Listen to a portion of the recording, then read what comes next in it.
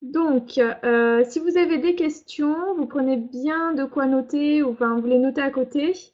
J'ai mis des numéros sur les diapositives, comme ça, si jamais il y a une diapo en particulier sur laquelle vous avez une question, bah, vous la notez, comme ça, je reviendrai dessus. Et en fait, pendant la présentation, je préfère terminer la présentation, comme ça, vous aurez une vue d'ensemble et vous pourrez poser vos questions à la fin. Donc, qui suis-je? Donc j'ai un parcours assez atypique. J'ai passé une licence de bio, j'ai un BTS en comptabilité, j'ai passé le CAP esthétique évidemment. Donc question réorientation, je sais ce que c'est. Je suis maman, j'ai 2 enfants, 3 avec le mari. Donc mes enfants ont 1 an et demi et 4 ans et demi, et mon grand il a 31 ans. Je suis chef d'entreprise. Fan de séries TV et d'animés japonais, ce qui explique en fait le nom de mon site Sekai Esthétique, puisque Sekai en japonais ça veut dire le monde, donc c'est le monde de l'esthétique tout simplement. Et alors pourquoi j'ai créé Sekai Esthétique, c'est parce que j'ai toujours eu une volonté forte d'aider les autres. En fait, j'ai passé moi-même mon CAP esthétique en candidat libre en 2010. Et donc je me suis rendu compte que pour trouver des informations, c'était de la galère monstrueuse. Donc en fait, je suis une des premières à avoir fait un blog pour aider les candidats libres. L'histoire de ces cas esthétiques, je vais y passer vite, hein. Donc voilà, ça fait 7 ans que j'ai ouvert mon site. Et donc dans cette volonté de vous aider à passer votre CAP, j'ai cherché en fait à faire des partenariats avec des gens de confiance pour que vous puissiez avoir accès par exemple à du bon matériel, à des bons cours et à des tenues pour passer l'examen. Et oui, j'ai oublié de vous dire, ne vous embêtez pas à prendre des notes en fait sur ce diaporama puisque je vous donnerai un lien à la fin pour le télécharger. Donc là, c'est des commentaires que j'ai eus sur Sekai et ça fait toujours plaisir parce que enfin, je vois à quel point je peux vous aider et vraiment ça me tient à cœur. Donc là, vous pouvez voir un grand merci. Une dame qui a eu son CAP à 40 ans, comme quoi vous voyez, c'est possible. Elle était en Guadeloupe d'ailleurs, sympa. Voilà, donc mon site est riche en informations puisque ça fait 7 ans que je l'alimente et je me tiens à jour au mieux. Et une autre, voilà, qui dit aussi que j'apporte de très bons conseils et que mon site est quand même professionnel par rapport à d'autres sites ou blogs qui effectivement seront peut-être moins complets. Alors, on passe dans le vif du sujet, n'est-ce pas? Comment vous pouvez réussir votre CAP esthétique en candidat libre? Alors, j'ai ma méthode HOMO, au moins ça se retient bien comme ça. Donc, c'est organisation, motivation et optimisation. Alors, organisation. La première chose que vous devez faire impérativement, c'est de télécharger le référentiel. Donc, je pense que vous en avez tout entendu parler. Vous voyez là, je vous ai mis un lien en fait sur mon blog pour avoir accès au dernier référentiel, puisque maintenant, en fait, l'attestation UV n'est plus obligatoire et elle est intégrée au cours, en fait que vous allez passer le jour de l'écrit. Alors voilà, là vous aurez le lien, ne vous inquiétez pas, dans le PDF. Et une fois que vous aurez pris connaissance de tout le référentiel, donc il y a toute une partie du référentiel euh, qui, euh, qui concerne en fait les savoirs associés aux différentes matières. Et donc vous avez une colonne avec on va dire les titres principaux, et à la droite vous avez une colonne en fait qui vous donne les limites des savoirs. Donc très important.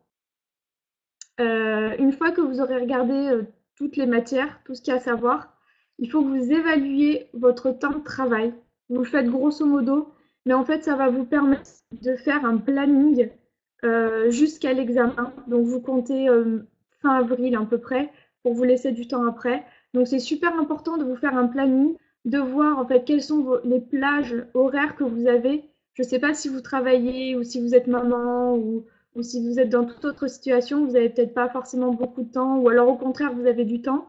Donc vraiment, essayez de vous caler un planning qui évidemment pourra évoluer dans le temps. Donc si vous vous rendez compte que vous avez mis trop de temps sur une partie, peut-être que vous allez aller plus vite sur une autre partie. Donc vraiment, organisez-vous et anticipez.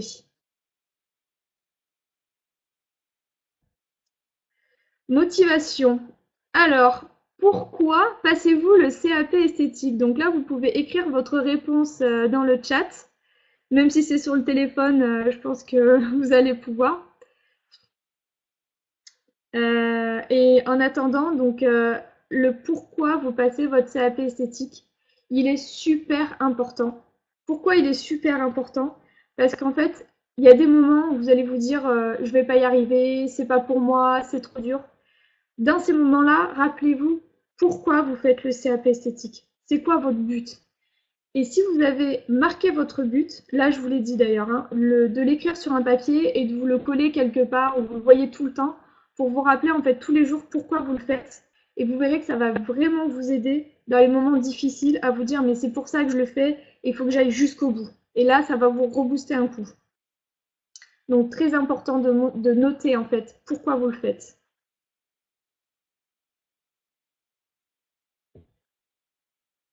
Optimisation. Donc, j'ai réfléchi en fait à comment passer le moins de temps possible à apprendre tout ça. Parce que personnellement, j'avais que 6 mois pour le faire. Donc il a fallu vraiment que je m'organise. Donc, après l'avoir fait, ce que je peux vous conseiller, c'est de faire des fiches, mais pas dans toutes les matières. De faire des fiches essentiellement en biologie, en cosméto, technologie des appareils et des instruments, en technique esthétique et en connaissance du milieu professionnel, parce que c'est vraiment en fait ça qu'il va falloir bien connaître par cœur. Surtout les 4 premières là, que vous allez devoir connaître par cœur pour l'écrit. Donc très important, ça, je suis désolée, il y a pas de raccourci, on est obligé de s'y coller et d'apprendre nos cours. Donc c'est pas marrant, mais c'est comme ça. Au niveau de la vente des produits et des prestations de services. Alors au niveau du sketch de vente, le mieux en fait, c'est de bien étudier les étapes de vente et de vous entraîner avec des amis. Et le top, c'est de trouver en fait des filles ou des gars d'ailleurs qui passent le CAP esthétique et de vous entraîner à deux. Sachant que pour faire une bonne vente, il faut connaître tous les produits, leurs actifs, les parfums. Donc regardez bien tout ce qu'il y a à savoir pour faire une vente.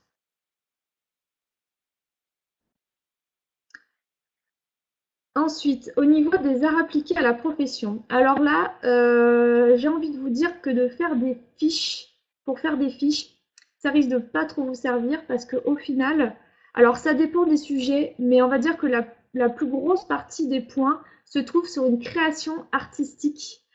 Alors, parfois il y a le droit au calque, parfois il n'y a pas le droit au calque.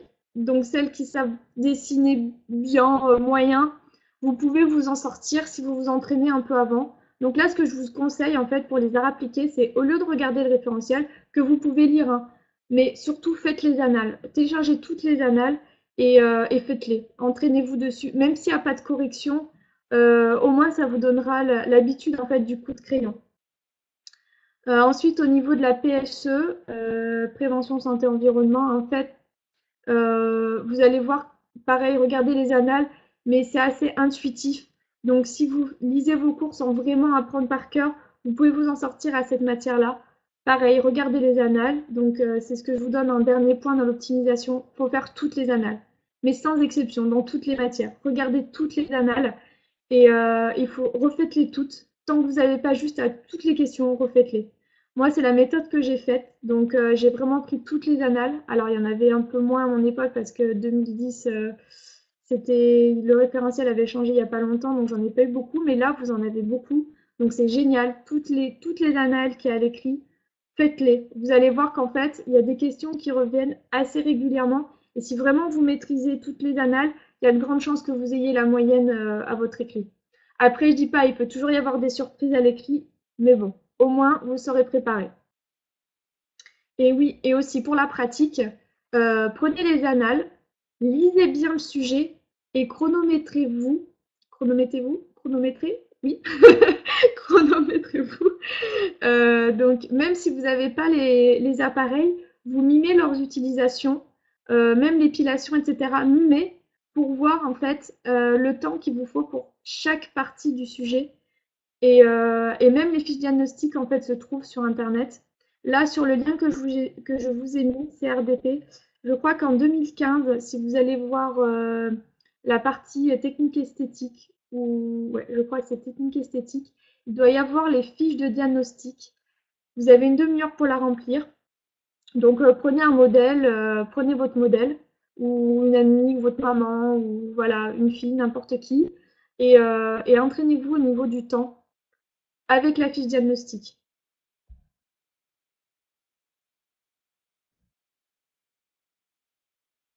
Vous me dites hein, si je vais trop vite. Alors, les épreuves SOS, stop aux sueurs. Donc, j'en ai sélectionné deux, la pratique et la vente. Alors, la pratique, les conseils, donc il y a deux types de conseils. Il y a les miens, là, qui sont là. Et juste en dessous, vous voyez, je vous ai mis un lien que vous aurez dans le PDF, encore une fois. C'est Marilyn, donc, qui est jury d'examen et qui vous donne 6 bons conseils à lire. C'est toujours bon à prendre, surtout venant du jury d'examen. Donc, quand vous arrivez dans votre salle, vous serez habillé normalement. Donc, il faudra prévoir votre tenue et vous vous changerez a priori soit dans la salle, soit dans les toilettes. Je vous dis a priori parce que moi, quand je l'ai passé, on pouvait arriver directement habillé. A priori, ça a changé. Surtout, alors j'ai vu ça plusieurs fois sur les forums, même dans les groupes où on vous dit mais préparez vos plateaux cellophanés, c'est bien pratique. Ouais, c'est vrai, c'est bien pratique, sauf que vous arrivez avec votre cellophane et le jury dit oh tiens, un CAP candidat libre. Alors déjà, comme mon avis, vous allez être repéré parce que de toute façon, vous n'avez pas suivi les cours en école, donc vous n'aurez pas les gestes qu'on apprend en école et ça se voit. Je dis pas que vous aurez les mauvais gestes, mais ça se verra. Le jury, il est pas, il connaît, il a l'habitude, donc il va vous voir. Donc, c'est pas la peine non plus d'attirer l'attention encore plus avec du cellophane.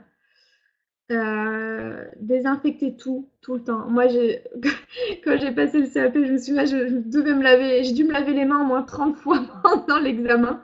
Mais au moins, voilà, j'avais tout désinfecté, mes instruments, en fait, tout ce qui est en contact avec votre modèle, donc vos mains, les instruments, tout, vous nettoyez. Et le top, moi j'avais ça, j'avais une petite horloge en fait, mais toute petite, vous savez vraiment les tout petits trucs comme ça à aiguille que vous posez, surtout à aiguille. Enfin moi je préfère aiguille, après vous faites comme vous voulez. Mais voilà, vous posez ça sur votre plan de travail, ça sera pas mal vu, au contraire. Donc posez-le bien. Et alors bon, j'imagine que vous êtes en train de vous dire, ouh là là, mais je vais arriver là, je vais être stressée et tout. Bah oui, vous allez être stressé. Alors pour la petite anecdote, quand je suis arrivée dans cette salle d'examen, j'avais les mains qui étaient comme ça. Et donc je commence à déballer tout mon matériel et tout ça. J'étais super fière et tout. J'avais bien rangé, tout mis en blanc, caché les marques, nickel chrome. Et là, avec le stress, j'échappe une bouteille d'huile en verre. Et alors là, au sol, un grand éclat, paf, avec toute l'huile et les éclats de verre au sol. Et alors là, j'ai mon cœur, je me suis dit, ça y est, c'est foutu, je vais tout rater, c'est la galère, c'est le mauvais sort, c'est un signe. Donc je me baisse, je ramasse tout, évidemment, je nettoie, etc. Et au final, il y a une femme du jury qui est venue me voir et qui m'a dit, non mais vous inquiétez pas, c'est pas grave, vous allez y arriver, ça va bien se passer. Alors vous voyez comme quoi le jury il n'est pas forcément là pour vous, pour vous plomber ou pour vous mettre une sale note. Donc si vous faites bien votre soin et que vous ne faites pas des grosses bêtises, a priori vous devriez avoir la moyenne. Bon, évidemment, il ne faut pas faire des grosses bêtises. Et oui, alors là je ne l'ai pas noté, mais parce que la question a déjà été posée. Quand on vous dit de faire un soin pour peau sèche, même si votre modèle a la peau grasse, vous faites un soin pour peau sèche. C'est super important. Voilà.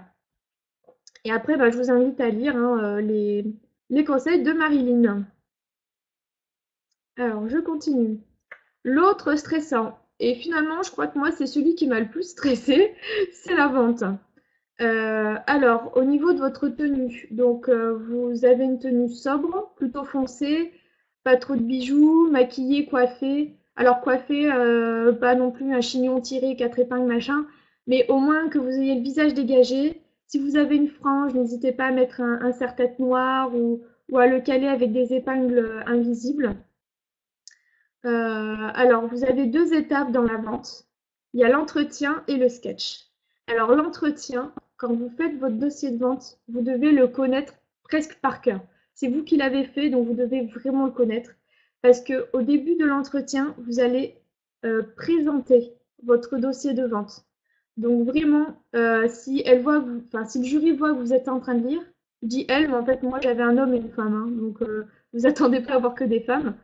Euh, Ils veulent pas que vous lisiez votre dossier. Vous devez le présenter. Alors évidemment, vous pouvez l'avoir sous les yeux, hein, mais voilà, connaissez-le bien. Et autre chose, connaissez bien tous les termes employés dans votre dossier. Si par exemple vous avez travaillé dans une franchise ou dans une SARL, il est fort possible qu'on vous dise qu'est-ce qu'une SARL ou qu'est-ce qu'une franchise. Pareil, tout ce qui est tous les termes en fait que vous allez employer qui sont professionnels, vous devez connaître la définition. Donc c'est là qu'entre en jeu en fait vos fiches sur les connaissances en milieu de travail parce que voilà, qu'est-ce qu'une SARL, ça a priori ça tombe quasiment à chaque fois. Si bien sûr vous avez travaillé dans une SARL. Ou alors quelle est la différence, je sais pas, entre une SARL et une SAS par exemple. Donc, connaissez bien quand même ces entreprises. Alors, au niveau du sketch de vente, il faut vraiment vous imaginer dans la vente comme si le jury, en fait, était une de vos clientes. Donc, je sais que c'est facile à dire, mais pas facile à faire. Essayez de ne pas trop stresser et vraiment de lui parler comme si vous essayiez de lui vendre un produit. Donc, souriez, surtout suivez bien toutes les étapes de la vente, du bonjour madame à au revoir madame ou bonjour monsieur à au revoir monsieur, en n'oubliant pas de faire l'encaissement, de proposer les échantillons, etc. Mais ça sera dans vos cours, à voir pour les étapes de vente. Alors évidemment, pour vendre un produit, bah, faut le connaître. Donc là, pareil, il n'y a pas de raccourci. Faites-vous des fiches sur tous les produits, sur les produits de maquillage, sur les prestations de services. Listez les actifs. Moi, personnellement, je m'étais fait une liste d'actifs, par exemple, pour dire, bah, par exemple, bah, voilà, ce produit a tel actif, et pour une peau sensible, c'est exactement ce qu'il vous faut, etc., etc. Euh, voilà. Donc, on est arrivé à la fin. Vous allez pouvoir poser vos questions. J'espère que vous en avez. Sachant que là, je vous fais une offre pour celles qui ont suivi le webinar. Je vous fais une offre sur les cours. Donc, sachant que moi, les cours que je vends sur Sekai Esthétique, ce sont des cours qui ont été rédigés par des professeurs d'esthétique. Donc, ce n'est pas moi qui ai rédigé les cours, sauf une partie de la biologie, puisque j'ai une licence en biologie, donc c'est un domaine que je maîtrise. Donc, pour faire ces cours, on s'est inspiré du référentiel. Donc, ce que je vous disais tout à l'heure, là, tous les titres et les savoirs associés sont inclus dans mes cours. Donc, ça ressemble quasiment à des fiches et c'est vraiment l'essentiel de ce qu'il y a à savoir. On ne s'étale pas. C'est vraiment ce qu'il y a à savoir pour passer le CAP esthétique. Et donc, l'offre que je vous fais, c'est si vous prenez mes cours là ce soir, je vous offre les QCM qui vont avec. Pareil, des QCM qui ont été rédigés par le professeur en fait qui a rédigé les cours. Donc, il y a deux professeurs qui ont rédigé. Et là, vous avez la liste de tout ce qu'il y a dans les cours. Et je vous offre aussi un dossier, le dossier de vente en fait. Moi, j'ai créé un document pour vous aider à finaliser votre dossier de vente. Donc ça, il est inclus aussi dans les cours. Donc si ça vous dit, vous pouvez l'acheter. Il vous suffit d'ajouter dans le panier les deux produits. Je vais vous donner le lien.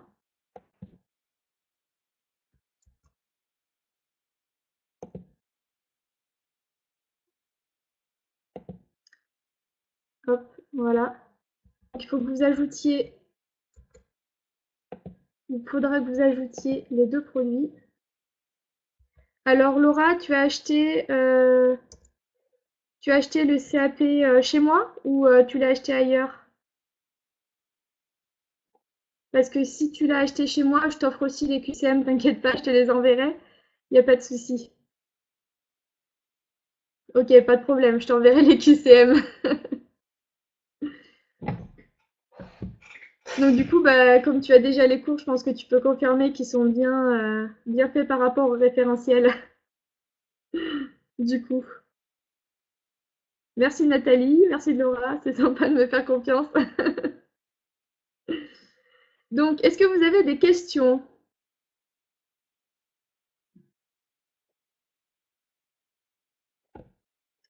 Sachant que là, si vous avez des questions qui vous viennent plus tard, vous pourrez m'envoyer un mail et je vous répondrai là, hein. Si vraiment, si vous n'avez pas de questions comme ça, il n'y a pas de souci. Et j'attends, je vois des personnes qui écrivent. Ah oui, et puis il faut peut-être que je vous donne aussi le code pour celles qui n'ont pas acheté par contre. Donc vous ajoutez les deux produits que je vous ai donnés, je vous redonne le lien avec. Voilà, vous entrez ce code-là et vous payez que les cours, vous aurez les QCM gratuits.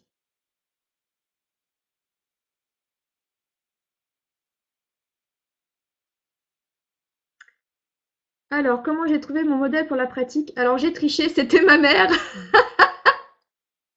C'était tout simplement ma mère. Donc, par contre, ce que je vous conseille vraiment, moi, bon, c'était ma mère, donc je savais qu'elle serait là, même si elle s'était cassée une jambe, elle serait venue. Par contre, il y a déjà eu des cas où des filles, j'ai vu des filles en stress total parce que 2 jours avant, le modèle lui a dit: «Ah ben non, mais en fait, je peux pas venir». Donc super sympa. Alors ce que je vous conseille, c'est d'en avoir au moins deux. Donc vous prévenez la deuxième, vous dites à la première, donc c'est toi mon modèle, et vous dites à la deuxième, tiens-toi prête au cas où si la première elle a un problème ou si elle n'a pas pensé qu'elle s'est épilée 2 jours avant aussi, vous voyez ce genre de choses. Vraiment, vraiment, prévoyez-en deux, c'est et minimum quoi, vraiment. Donc oui, c'était maman. Mais du coup, en fait, ça m'a arrangé finalement parce que il se trouve que le sujet, il fallait maquiller une dame d'un certain âge. Alors comme ma mère avait 55 ans à ce moment-là, bah, ça correspond. En fait, elle avait tout à fait le profil de la personne dont on devait faire les soins. Donc c'était bien sympa. Alors, les stages, c'est facile à trouver en étant en candidat libre car beaucoup m'ont refusé euh, pour me renseigner. En fait, ce que tu veux dire, c'est que tu as essayé de trouver des stages, mais que en fait les esthéticiennes t'ont refusé, c'est ça? D'accord. Oui, parce qu'en fait, tu n'as pas de convention de stage. Alors, celles qui ont moins de 25 ans. En général, quand on est en candidat libre, c'est pas le cas, mais moi, c'était mon cas. Donc, si vous avez moins de 25 ans, si c'est toujours possible, normalement, vous pouvez passer par la mission locale.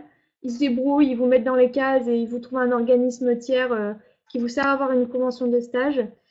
Après, si vous êtes demandeur d'emploi, vous pouvez passer éventuellement par Pôle emploi, si c'est encore possible. Pareil, vous pouvez leur demander 1 ou 2 semaines. Alors, c'est des tests en entreprise. Je ne sais pas exactement comment ça s'appelle. Laura, est-ce que ça t'intéresse ce genre de choses ou est-ce que ça ne te concerne pas? Parce que dans le cas où ça te concerne, je peux faire la recherche.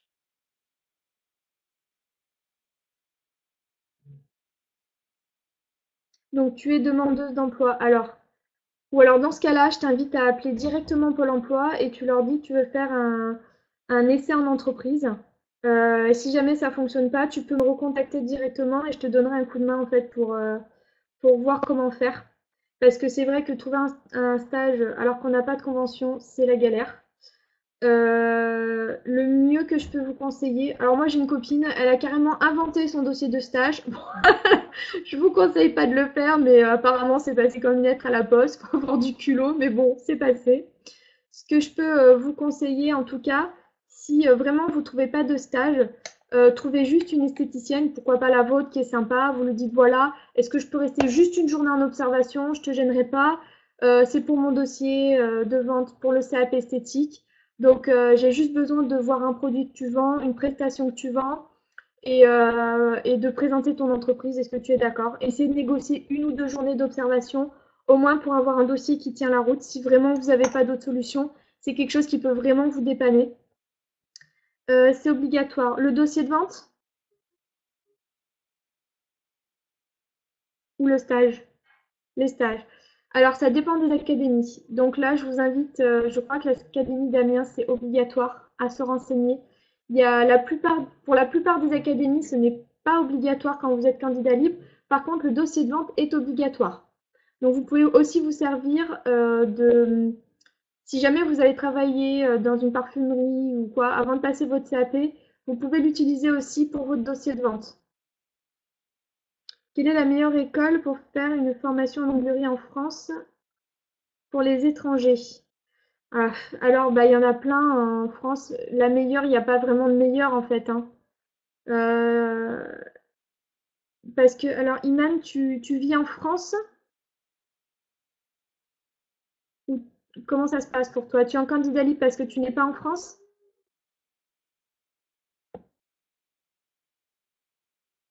Attendez, je remonte un peu aussi dans le chat parce que je crois que j'ai raté une question.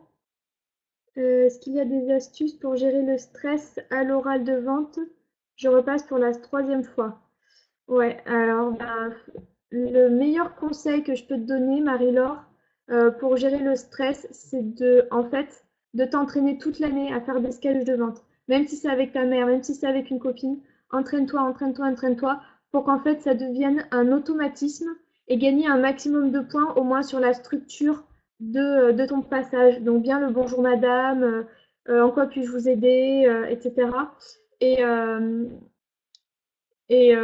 aussi, essaye de bien te faire des listes des produits, des actifs et de bien savoir ce que tu vends. Ça, c'est important. Et aussi de ne pas oublier de proposer un produit complémentaire à la fin, de proposer un nouveau rendez-vous, de demander par exemple si elle a la carte de fidélité, lui proposer vraiment comme si tu étais en ambiance de vente.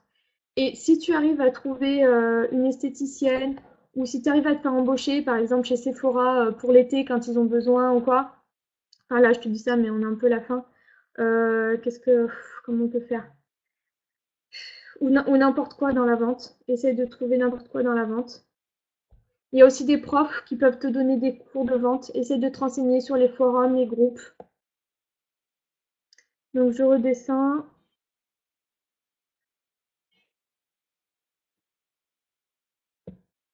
Alors, Iman, tu ne vis pas en France. Bah après, ça dépend en fait. C'est grand la France, donc pour trouver, en fait, t'as autant des écoles qui vont te former à l'onglerie que des formatrices. Et c'est difficile de te conseiller comme ça parce que moi-même, j'ai pas forcément fait de formation. Donc le mieux, c'est de voir les avis et te renseigner en fait dans la région dans laquelle tu veux passer cette formation. Est-ce que vous avez d'autres questions?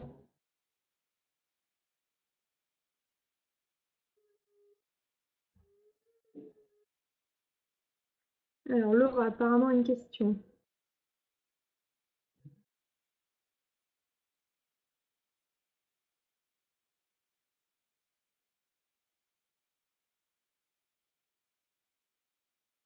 Donc vous me dites hein, si vous voulez que j'ai bien répondu à votre question ou pas, n'hésitez pas à reposer la question ou à demander à éclaircir certains points.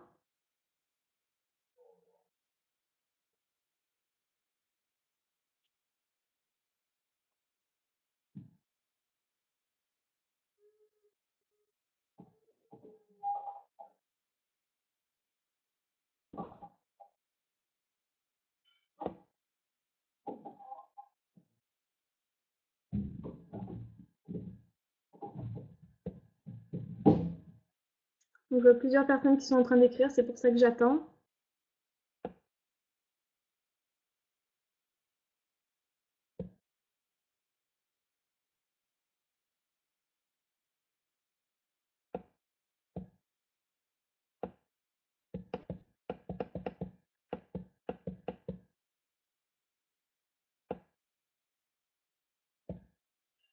Alors, il y a plusieurs questions qui sont arrivées en même temps. Je vais juste remonter un peu. Ah, je peux remonter par là. Ah, voilà, c'est plus simple comme ça. Alors, Laura, j'aimerais faire esthéticienne et plus formation Glory. J'aimerais faire du domicile. Tu crois que c'est possible ou en institut? Tu sais par hasard si tu peux trouver du taf par la suite. Alors, en onglerie. D'accord. Donc, en fait, Laura, tu souhaites être principalement en onglerie, faire que de l'onglerie, ou quand même faire des prestations d'esthéticienne? Les deux, ok. Donc à domicile. Alors je relis ta question, j'aimerais faire du domicile. Alors oui, d'ailleurs, j'ai envie de vous dire, commencez par du domicile pour vous faire une clientèle, c'est bien, c'est pas mal. Moi, c'est ce que j'aurais fait. Après, l'onglerie et tout le bazar à trimballer, c'est pas forcément évident. Je sais qu'il y a des esthéticiennes en fait qui font pas du tout d'onglerie et qui recherchent en fait des filles qui font que l'onglerie.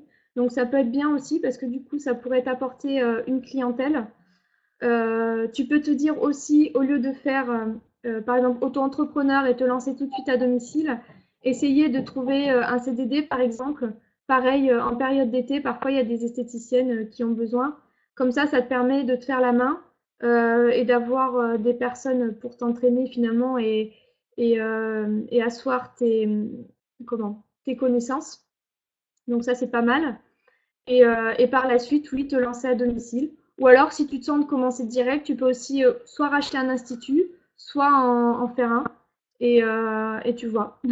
Mais je pense que si tu arrives vraiment à te différencier de tes concurrentes qui sont dans ta ville, si vraiment tu trouves quelque chose que tu as différent d'elles, tu le mets bien en avant et la clientèle, elle viendra. Si tu es avenante, si tu fais bien ton boulot, honnêtement, elles reviendront. Stéphanie. Pour Noël, c'est-à-dire,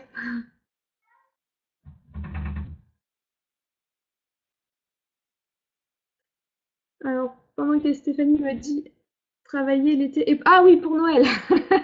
Oui, très bonne remarque. Effectivement, vous pouvez aussi trouver peut-être un boulot pour Noël, c'est vrai. Il y a aussi une augmentation des clients, donc ça peut vraiment être intéressant à Noël.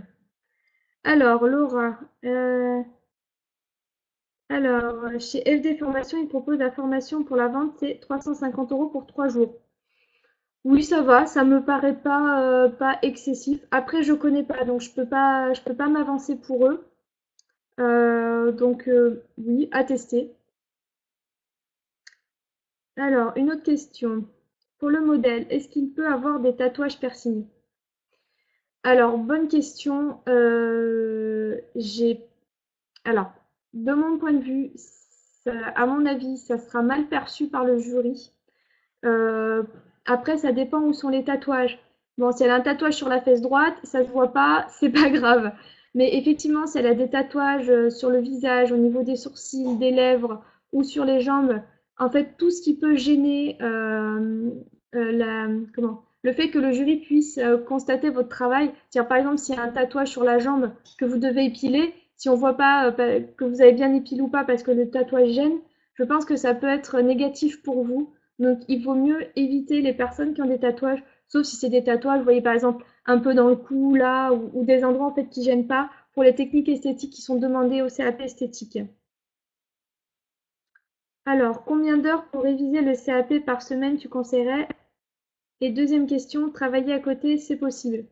Alors, comme je vous disais, oui, je pense que c'est possible parce qu'il y en a plein qui l'ont fait et elles ont réussi. Alors, je peux pas vraiment vous donner combien d'heures réviser pour le CAP parce qu'en fait, ça dépend de votre niveau. Si vous apprenez très vite, bah, dans ce cas-là, vous mettrez moins de temps, forcément. Donc, moi, personnellement, je ne travaillais pas, donc je devais y passer, je pense, 1 ou 2 heures par jour. Mais comme j'avais que 6 mois, au final, il fallait que j'y passe au moins 1 à 2 heures par jour pour rattraper mon retard. Donc combien d'heures réviser par semaine? Si tu peux te caler en moyenne 1 heure par jour minimum, à mon avis, c'est bien. Et travailler à côté, bah après, ça dépend si tu as des enfants, si tu pas d'enfants, si tu es célibataire ou pas. Tu vois, il y a plein de choses qui viennent en compte. Donc, à voir. Comme je disais, le mieux, c'est de regarder le référentiel, voir l'ampleur du travail, évaluer en fait par rapport à ta connaissance de toi-même, en fait, voir comment d'habitude tu fonctionnes, d'évaluer en fait le temps qu'il va te falloir et de le réajuster au fur et à mesure que tu avances dans tes révisions. Alors Iman, est-ce qu'on est obligé de passer par le CAP en esthétique pour être prothésiste ongulaire? Oui, maintenant c'est obligatoire. Donc obligé de passer le CAP, surtout si tu ne pratiques pas encore, parce que là tu m'as parlé de formation, donc j'imagine que tu ne pratiques pas. Donc là, oui, obligatoire. En tout cas, si tu veux travailler en France. Alors, est-ce qu'il y a d'autres questions?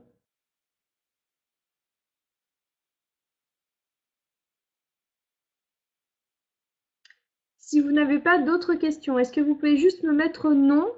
Comme ça, je vois s'il y a encore des personnes qui réfléchissent aux questions. Alors, Marie-Laure, non. Ok. C'est bon, c'est bon. Génial.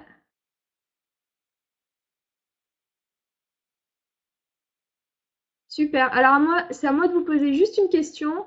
Je voudrais juste savoir ce que vous avez pensé du webinaire. Et voilà, juste me dire qu'est-ce que vous en avez pensé. Est-ce que ça vous a plu? Est-ce que vous aimeriez qu'il y en ait d'autres? Donc oui, en fait, ça fait pas une question.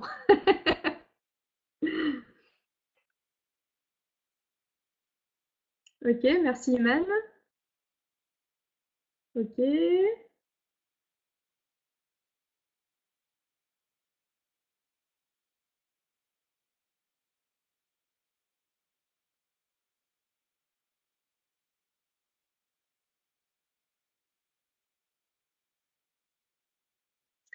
merci. Merci Laura, merci Marie-Laure, merci Nathalie. Alors ne t'inquiète pas Nathalie, je l'ai enregistré là, donc je vais le mettre en ligne sur ma page, sur un article pardon de mon blog. D'ailleurs, je vais vous donner tout de suite je vais tout de suite vous donner le lien. Donc comme ça, vous aurez déjà accès au PDF. Je viens, hop. Donc notez bien là le lien. Il y a déjà le PDF dessus. Alors, une dernière question. Qu'est-ce que vous aimeriez comme sujet pour le prochain webinaire? Qu'est-ce qui vous ferait plaisir?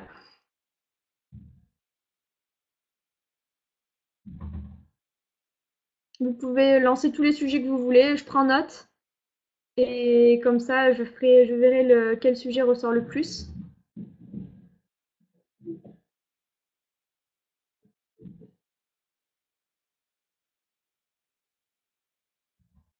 Ça peut être très spécifique, hein. Ça peut être les techniques esthétiques, ça peut être une matière en particulier, je sais pas, n'importe quoi. Vous pouvez me dire.